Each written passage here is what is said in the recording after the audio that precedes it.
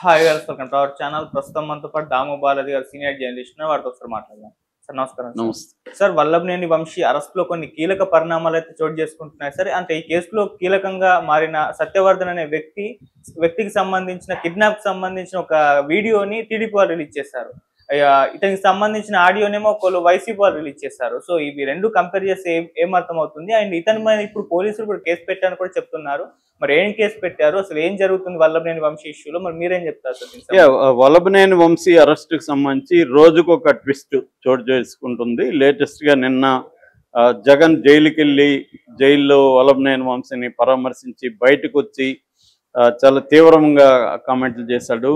ఈ పోలీసుల్ని ఒక్కొక్కరిని నేను బట్టలూడి తీసి నిలబెడతాను, సప్త సముద్రాలకు అక్కడ అవతల ఎక్కడున్నా వదలను, రిటైర్డ్ అయ్యి ఇంటికి పోయినా కూడా నేను వదలనని అతను హెచ్చరిక చేశాడు. దానికి కారణాలు కూడా ఉన్నాయి. ఎందుకంటే ఏ ప్రభుత్వం ఉన్నా పోలీసులు ఒకే రకంగా వ్యవహరిస్తారు. ప్రతిపక్ష పోలీసులు ఏంటంటే అధికార పక్షం ఏం చెప్తే అది చేస్తారు. ఎందుకంటే వాళ్ళకి ప్రమోషన్లు కావాలి, వాళ్ళకి కోరుకున్న పోలీస్ స్టేషన్కి ట్రాన్స్ఫర్లు కావాలి, కోరుకున్న చోటికి. అట్లాగే వాళ్ళ అవినీతిని వీళ్ళు ప్రశ్నించకూడదు. ఇవన్నీ ఉంటాయి కాబట్టి నిజంగా అవినీతి రహితంగా ఉండే అధికారులు అయితే ఎదిరించే అవకాశం ఉంటుంది.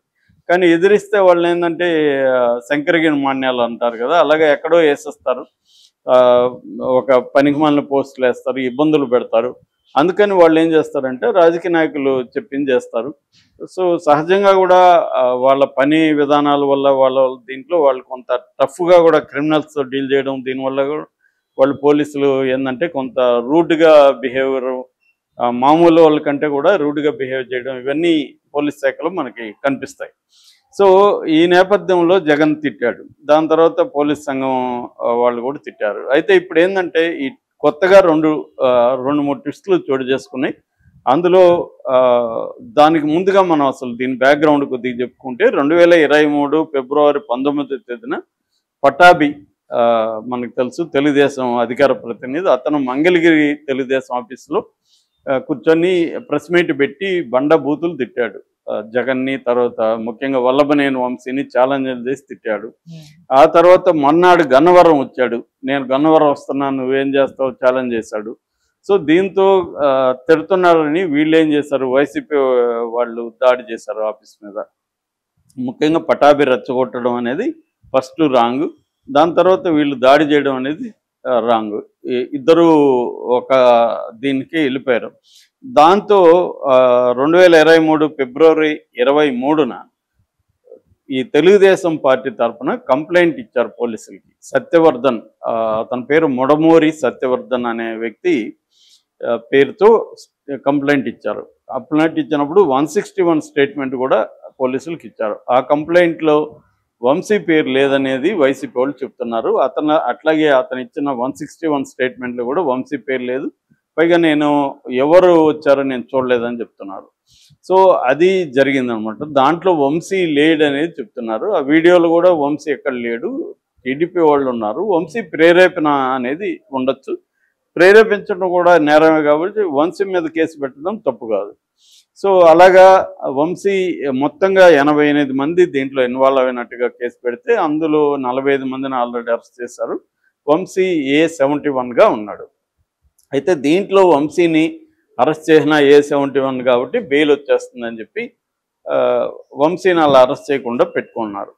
ఈ లోపల ఏం జరిగింది, ఈ సత్యవర్ధన్ అనే వ్యక్తి కోర్టుకి వెళ్ళి ఒక స్టేట్మెంట్ ఇచ్చాడు. అదేంటంటే నేను అసలు కంప్లైంట్ నేను ఇవ్వలేదు, అక్కడ బచ్చుల సుబ్రహ్మణ్యం అని టీడీపీ నాయకుడు నా దగ్గరికి వచ్చి ఇట్లా కంప్లైంట్ ఇస్తున్నాము, నువ్వు సాక్షి సంతకం చేయాలా, ఎందుకంటే ఈ అబ్బాయి 24 ఏళ్ళ కుర్రాడు, కంప్యూటర్ ఆపరేటర్గా పనిచేస్తున్నాడు. సో నువ్వు సాక్షి సంతకం చేయంటే నేను అసలు కంటెంట్ కానీ పేర్లు కానీ ఏం చదవలేదు, తెలుగుదేశం నాయకుడు చెప్పాడు కాబట్టి నేను సంతకం చేశాను, సాక్షి అనుకొని చేశాను, అది కంప్లైంట్ నేను ఇస్తున్నట్టుగా ఇస్తున్నారని నాకు తెలియదని ఆ అబ్బాయి కోర్టులో చెప్పాడు. రెండోది, ఒకవేళ నా పేరుతో ఉంది కాబట్టి టెక్నికల్గా నేను విత్డ్రా చేసుకుంటున్నాను, మా ఇంట్లో వాళ్ళు నన్ను తిడుతున్నారు, నాకు ఈ కేసు ఉంటే నాకు ఉద్యోగం, నేను హైదరాబాద్లో జాబ్ చేసుకున్నా, నా జాబ్కి ఇబ్బంది, ఇవన్నీ కోర్టులో అతను స్టేట్మెంట్ ఇచ్చాడు.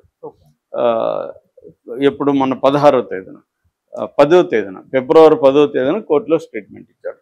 దీన్ని తెలుగుదేశం వాళ్ళు ఏం చేశారంటే ఫిబ్రవరి 11న ఈ అబ్బాయి మీద ఒక కంప్లైంట్ ఇప్పించారు. తెలుగుదేశం నాయకురాలు రమాదేవి అని ఆమె పేరుతో ఒక కంప్లైంట్ ఇప్పించారు. ఆ కంప్లైంట్ ఏముందంటే ఈ అబ్బాయి 5 లక్షల డబ్బులు తీసుకొని ఇలాగా ఫిరాయించాడు, నన్ను డిమాండ్ చేశాడు, మీరు కానీ ఎక్కువ ఇప్పిస్తే నేను మీరు చెప్పినట్టే చెప్తాను, నాకైతే వాళ్ళు 5 లక్షలు ఇచ్చారు, మీరు ఎక్కువ ఇస్తే నేను మీరు చెప్పినట్టు చెప్తానని కూడా మమ్మల్ని డిమాండ్ చేశాడు, మేము ఇవ్వలేదు, కాబట్టి ఇతన్ని అరెస్ట్ చేయండి అని కేసు పెట్టారు. ఆ కేసు పెట్టి ఇతన్ని A5గా పోలీసులు పెట్టారు, ఇంకొక 4 ఇతన్ని. ఇక్కడ మనకు అర్థమవుతుండేది ఏంది, వీళ్ళకి తెలుగుదేశం వాళ్ళు పెట్టిన కేసు ప్రకారం ఏమర్థమవుతుంది, సత్యవర్ధన్ అనే వ్యక్తి వైసీపీ వాళ్ళ దగ్గర డబ్బులు తీసుకొని తన కంప్లైంట్ని వెనక్కి తీసుకుంటున్నట్టు కోర్టులో అఫిడవిట్ ఇచ్చాడు అనేది కదా అర్థమవుతుంది. కానీ తెలుగుదేశం తర్వాత దీన్ని ఎలా చిత్రీకరించిందంటే సత్యవర్ధన్ని కిడ్నాప్ చేసి వంశీ బెదిరించాడు, అందుకే సత్యవర్ధన్ విత్డ్రా చేసుకున్నాడు అనేది చెప్పారు.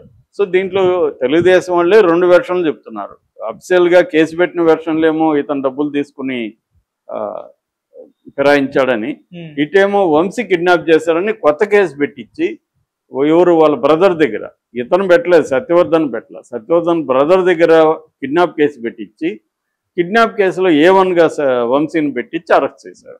నిజానికి ఈ కేసులు కోర్టులో నిలవని వాళ్ళకి కూడా తెలుసు. కానీ ఇదేంటంటే ఏదో ఒక రకంగా ఈ కేసు వీగిపోకూడదు కాబట్టి దీన్ని ఇంకొక రకంగా చేయాలి.